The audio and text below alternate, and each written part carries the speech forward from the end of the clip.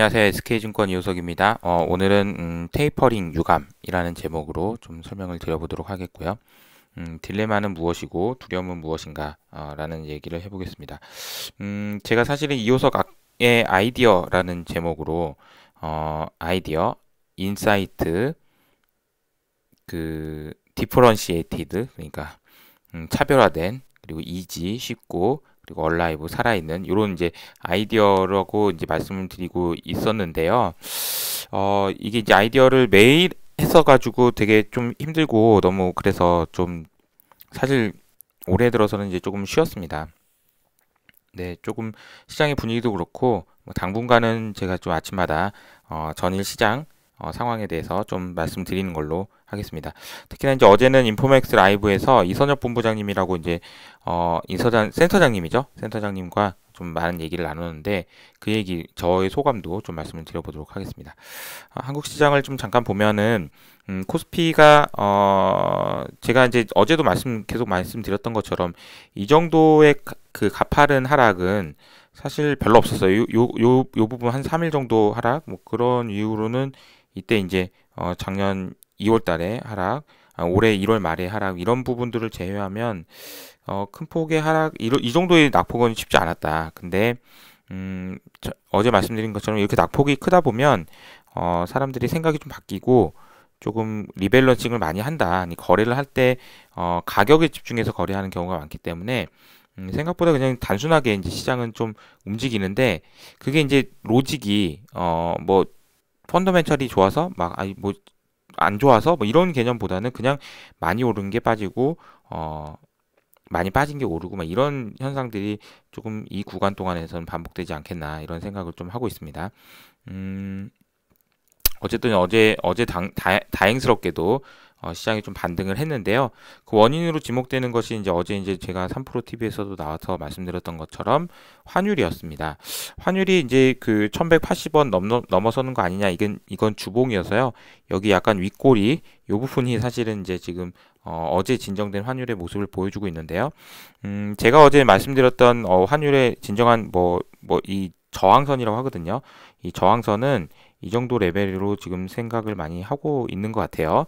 그래서 이제 뭐 여기까지 간다 안 간다는 잘 모르겠습니다만 어쨌든 아직 완전히 이제 그 환율이 완전히 진정 이제 끝났다라고 보기는 어렵다고 생각하는 이유가 어제 이제 기사에도 나왔는데요. 인포맥스 기사입니다. 외환 당국이 오버슈팅을 진단하는 과정 속에서 1170원도 하회하는 모습을 보였다. 이런 얘기가 나왔습니다. 여기 용어 중에서 조금 어려운 용어들이 보면은 용어 나왔네요. 단순히 수급 요인으로 판단하기보다는 오버슈팅으로 보고 있다. 오버슈팅이란 얘기는 이거 이렇게까지 오를 건 아니었다라는 얘기요. 그래서 경계감을 가지고 지켜보고 있다라고 얘기를 했고요. 이런 말을 하는 걸 이제 구두 개입이라고 얘기를 하고, 그리고 나서 이제 스무딩 오퍼레이션이라고 얘기를 했는데, 이게 이제 좋은 말로 스무딩 오퍼레이션이고요. 여기 이제 기사에 가로 쓰고 이게 실 개입이라고 돼 있네요. 실 개입도 단행한 것으로 추정된다. 알 수는 없다. 알 수는 없지만 이런 얘기들이 있습니다. 이 얘기는 무슨 얘기냐면요. 그 약간 인위적인 힘이 위에서 작용했다라는 얘기입니다. 물론 이 인위적인 힘은 속도를 조절하는 것은 의미가 있고요. 진정한 의미에서 이게 진정되기 위해서는 가격이 바뀌고 사람들의 생각이 바뀌는 게 좀 필요하다라고 저는 봅니다. 그러니까 이제 진정한 의미, 이제 좀 마음 편하게 이제 이제 환율 얘기 이제 그만해.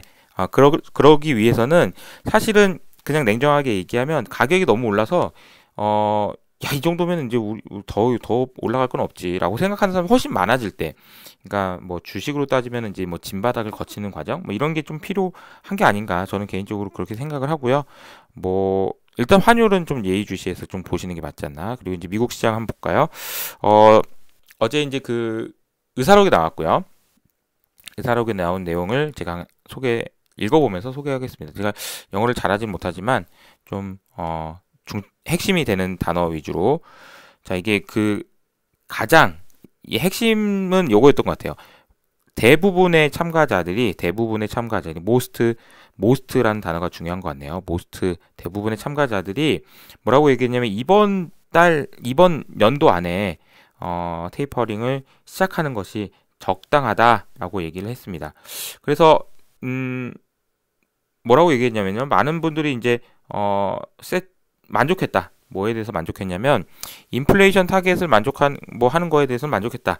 그러나 아직은 확신하기 어려운 거는 이 고용 시장이다. 역시 이제 뭐 제가 늘 말씀드리는 거랑 비슷한 내용인 거죠. 고용에 대해서는 아직은 글쎄요. 잘 모르겠다. 그리고 이제 여기는 뭐 어떻게 서플라이 체인의 컨스트레인트가 어떻게 될지 모르겠다 이런 얘기하고 델타 바이러스가 어떻게 될지 모르겠다 뭐 이런 내용인데요. 이 단어 여기 마지막에 이제 이 부분도 좀 중요했던 것 같아요. 그러니까 이 참가자들이 그러니까 의원들이 여전히 나눠져 있다라는 얘기인데 뭐가 나눠져 있냐? 어떤 부분에 대해서는 의견이 엇갈리냐면 정확한 타이밍 언제 할까요? 테이퍼링. 그리고 어떤 속도로 할까? 사실은 이게 중요한 거예요. 테이퍼링을 하고 안 하고는 오히려 지금 상황에서는 테이퍼링을 하는 게 훨씬 좋아요. 근데 정확한 표현은 언제 할 거냐, 그리고 어떤 속도로 할 거냐. 이게 되게 중요하다는 거죠.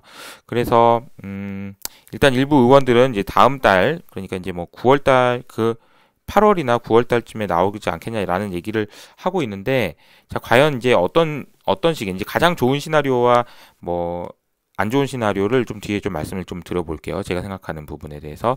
그런데 몇몇은 이거 내년으로 미루자 이런 사람들도 있었다고 얘기해서 사실 이제 파월이 지난 FOMC 회의 때 굉장히 범위들이 좀 넓었다. 사람들이 어떤 타이밍에 대해서 얘기하는 게 범위가 좀 넓었다 이런 얘기를 했습니다.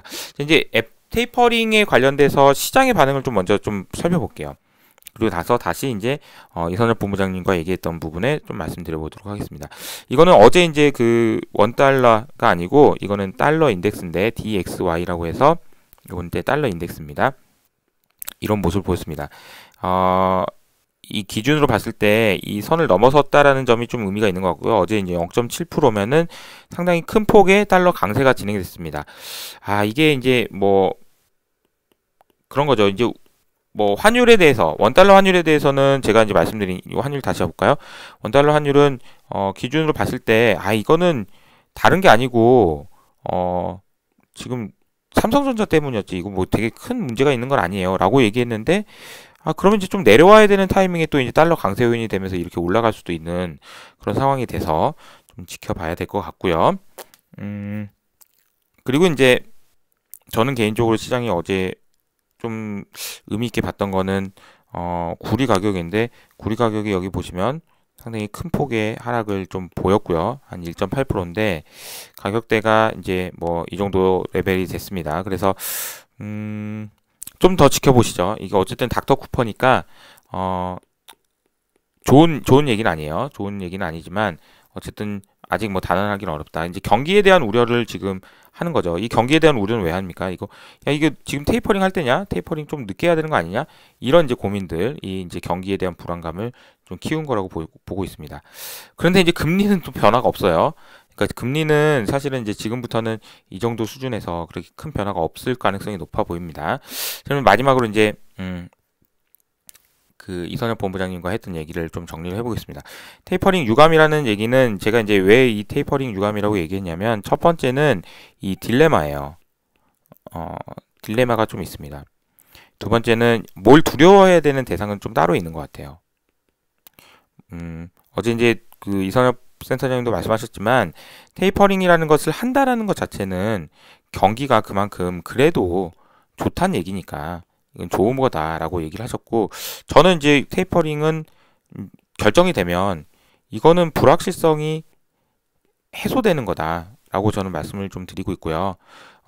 개인적으로는 테이퍼링이 요즘에 제가 말씀드린 거는 도비시한 테이퍼링이 예상된다라고 말씀을 드리고 있고, 그래서 테이퍼링이 결정되는 것이 사실 오히려 시장에는 도움이 된다라고 말씀을 드리고 있습니다. 어제도 이제 물론 테이퍼링 얘기가 나오면서 그 의사록이 나오면서 이제 시장이 조정을 받았어요. 미국 시장이 조정을 받긴 했습니다만 테이퍼링이 그냥 매 맞을까 말까 하다가 좀 그냥 한 대 맞고 말자, 그냥 이렇게 하는 게 낫지 계속 때려 마라 이러고 있는 거는 좀 안 좋다라는 걸 말씀을 좀 드리고요. 자, 그러면 이쪽하고 이쪽이 나눠지는데요. 이거는 테이퍼링을 해야 된다, 해라. 여기는 아직 안 돼, 이런 거 이제 두 가지인데요. 해라라고 얘기하는 부분은 자, 이제 부동산 가격이 이게 이렇게 많이 지금 와이와이 15% 이게 말이 되냐 지금 이게 이런 상황 이제 미국 상황. 그리고 이제 고용은 지금 이미 3개월 동안 80만 명 이상 올랐으면 된 거지 뭘 또 바래. 고용 뭐 아직 남았다는 거 뭐 얘기는 맞지만 뭘 이 정도면 됐지. 그리고 이제 물가 수준 이거 어떻게 할 거야라는 얘기가 이제 해라 쪽이 되겠습니다. 근데 이제 하지 말자라는 쪽 혹시 이거 안 하는 게 나을 것 같은데 좀 천천히 하는 게 나을 것 같은데라고 하는 쪽은 우선은 신흥국 델타 변이가 영향이 좀 있어요. 이 신흥국 델타 변이 영향이 신흥국 경기에 안 좋습니다. 자, 이제 어제도 이선엽 센터장님도 말씀하시고 저도 굉장히 동의하는 부분이 계속 지금 선진국과 신흥국 간의 경기의 격차 그리고 백신의 격차 이런 부분이 걱정이 됩니다. 이게 사실은 저는 걱정이 돼요. 뭐냐면 지금 신흥국은 지금 백신도 못 맞고 델타 바이러스 뭐 말레이시아는 이렇게 되던데요. 지금 보면 그런 상황인데 선진국은 지금 뭐 부스터 맞아야지 빨리 한 대 더 맞자 우리. 아니 신흥국이 지금 기다리고 있잖아. 기다리는 거 안 보여? 근데 좀 한 대 더 맞는다고? 그러지 말고 좀 이런 분위기라는 거죠. 그래서 이제 물론 이 여기 선진국 내에서도 뭐 일부 뭐 지식인이 됐든 뭐가 됐든 야 이게 지금 두 대 맞지 말고 지금 이제 선진국한테 신흥국한테 좀 주자. 그리고 걔네 맞아야지 이게 좀 진정될 거 아니냐. 요런 얘기를 하시는 분도 있는 것 같아요. 근데 이게 현실화될지는 잘 모르겠다라는 게 이제 첫 번째 저는 우려인 것 같고요. 두 번째는 이게 공급망 이슈로 PPI가 상승했는데 이렇게 상승할 가능성이 또 이제 여기에 열려 있는 거죠. 이제 지금 보면은 저도 이제 자동차 애널리스트와 어제 얘기를 해보면 자동차 판매, 그러니까 생산량 자체가 사실은 이제 뭐 올해 초에 차량용 반도체 이슈로 이제 뭐 여러 가지 이슈가 있었고 그런데 이게 뭐야 이게 지금 해결될 줄 알았는데 계속 해결이 안 된단 말이에요. 그러니까 생산이 안 되면서 나타나는 현상은 생산이 줄면서 자동차 생산이 줄면서 뭐가 올라갈까요? 그럼 가격이 올라가는 거죠. 그러면 뭐가 어떻게 되죠? 소비가 줄어듭니다. 근데 이 구도가 상당히 좀 안 좋은 거예요. 안타까운 거죠. 다시 말하면 부품 생산이 줄어들고 가격이 올라가고 소비가 줄어든다. 이게 사실 어제 나왔던 미국의 소매 판매 데이터에서 그대로 나왔습니다. 소매 판매 중에서 특히 자동차 판매가 부진한 이유는 아주 명백하게 잘 아시는 것처럼 가격이 올랐기 때문입니다. 가격이 올라가면 늘 말씀드린 것 짜장면 가격이 2만 원이 되면 안 먹어요. 이게 이제 문제라는 거죠. 이게 참 사실 여러 가지 문제가 좀 유감이 있습니다. 그러니까 테이퍼링과 관련돼서는 좀 빨리 진행하는 게 오히려 나아요. 그런데 신흥국의 이런 상황, 공급망 이슈로 물가가 또 오르게 됐을 때 생길 수 있는 여러 가지 부작용, 이런 부분들 때문에 딱 결정하기가 좀 상당히 좀 어려운 상황인 것 같고요. 오히려 이제 제일 좋은 시나리오는 8월 잭슨홀에서는 큰 기대를 하면 안 될 것 같고요. 지금 이제 9월 달로 넘어갔는데 9월 FOMC 회의를 앞두고 결과적으로는 이제 테이퍼링을 하고 이제 속도나 이제 이견이 있는 부분은 이거잖아요. 속도나 타이밍 언제 시작할 거냐 그리고 속도는 어떻게 할 거냐 이거에 대해서는 이견이 굉장히 많은 것 같아요. 뭐부터 할 거냐도 마찬가지고요. 그래서 이런 부분들이 9월 달에 딱 결정이 나는 것이 이제 오히려 이제 시장에는 긍정적일 것 같고요. 9월 FOMC 회의 때까지는 어쨌든 지금 현재 상황에서 제가 말씀드렸던 이런 우려들이 야 이러다가 경기 안 되는 거 아니야? 그런데 이제 테이퍼링까지 한다고 아이고 그러면 경기 더 안 좋아지겠네. 이런 쪽으로 연결될 가능성이 좀 있어 보인다. 아마 이제 이런 부분들이 반영이 되면서 어제 구리 가격이 조금 빠지지 않았을까 그런 생각도 좀 하게 되는 것 같습니다. 마지막으로 이제 제가 한 가지만 더 말씀드리고 마무리할 텐데 시간은 가급적이면 좀 빨리 임팩트 있게 좀 진행을 할게요. 지속 가능성이 중요하니까요. 네. 자,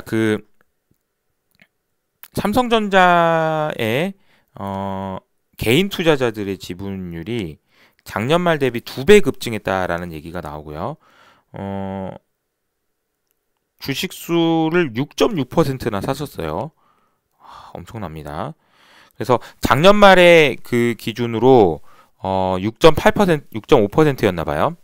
근데 이게 지금 역대 처음으로 13%가 됐습니다. 와, 이거는 좀 의미가 있는 것 같아요.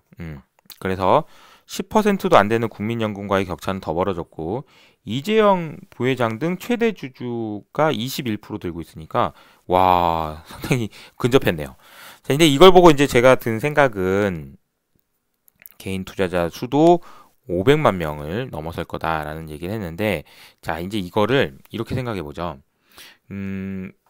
삼성전자 주가 이렇게 안 좋은데 개인 투자자들이 이렇게 나와서 이거 어떻게 하려고 그러냐 걱정된다 이렇게 보시는 부정적인 의견도 분명히 있지만 음, 삼성전자가 만약에 대주주 그러니까 국민들이 굉장히 지분율이 높아지면요 개인 투자자 소액 주주들이 삼성전자한테 요구를 할 수 있습니다. 요구. 어떤 요구를 할 수 있냐면요. 야, 니네 진짜 야, 삼성전자 니네 현금이 이거 야, 너 현금 왜 이렇게 많이 들고 있냐, 니네 지금? 아니, 이걸로 뭐 어디 뭐 저기 뭐 하려고 예금하려고? 그래서 1% 벌었다고 자랑하려고? 지금 현 시대가 어느 때인데 아니 그 뭐 현금 장에 놓고 있다가 뭐 좋은데 아무것도 안 하는 거 아니냐? 뭐 M&A를 하든지 M&A 못 하겠으면 지금 주가 빠졌는데 자사주 매입이라도 하든지 뭐 하는 거야 지금 자사주 매입해 한 다음에 어? 네가 그냥 자사주 매입하고 주가 오른 다음에 나중에 그거 M&A 재원으로 활용해도 되잖아. 뭐 예를 들어 네가 지난번에 뭐 NXP나 뭐 이런 뭐 좋은 회사들 살려고 해서 놓쳤지. 근데 삼성전자 지금 주가 싸잖아. 그러면 니네들이 좀 돈 벌 수 있는데 그럼 자사주 사. 그리고 나서 이제 이거 할 때 지분을 이걸 팔든지. 아, 뭐 좀 해봐 좀 자본 정책 좀 이라고 제가 말한 게 아니고요. 이제 빙의를 한 겁니다. 개인 투자자들이 삼성전자한테 요구를 할 수 있는 겁니다. 요구를. 이렇게 되면 이제 삼성전자도 바뀔 수 있는 부분이 있는 거고요. 이게 이제 사실 좀 상당히 큰 의미가 있지 않나 저는 그런 생각이 듭니다. 오늘 아침에 이제 이 기사를 보면서 제가 들었던 생각은 그거예요. 13%면 이건 굉장히 높은 거예요. 개인 투자자들이 삼성전자한테 주식을 그냥 사서 그냥 뭐 10%, 15% 손실 봤다. 이런 얘기도 중요하지만 사실은 이런 얘기도 제가 방금 말씀드렸던 주주의 권익. 그래서 이게 사실은 결국 이제 COE가 낮아지는 데 영향을 주는 거거든요. 여기에도 이제 좀 영향을 줄 수 있는 아이 저기 우리가 펀드 여의도에서 펀드 만들어 가지고 뭐 지배구조 바꿔주세요 막 이런 얘기 안 들어요. 근데 이제 만약에 이런 분들이 이제 힘을 합쳐서 뭐 국민 청원을 한다든지 뭘 한다든지 하게 되면 뭐 정치권에도 입김이 줄 수 있는 거고 사람들이 뭐 표 많이 인식하니까요. 그런 것도 영향이 있을 수 있는 거거든요. 네, 그래서 뭐 이게 복잡한 얘기라서 좀 조심스럽긴 합니다만 아침에 기사를 보고 든 생각을 그냥 두서없이 말씀을 드렸습니다. 자, 오늘은 테이퍼링 유감에 대해서 테이퍼링과 관련된 고민들 그리고 딜레마에 대한 얘기, 두려움 무엇인지 그리고 이제 구리 가격을 좀 한번 집중해서 보시면 좋을 것 같고요. 이선엽 본부장님과 했던 얘기들도 좀 정리해서 말씀드렸습니다. 오늘은 이것으로 마치도록 하겠습니다. 좋은 하루 되세요. 감사합니다.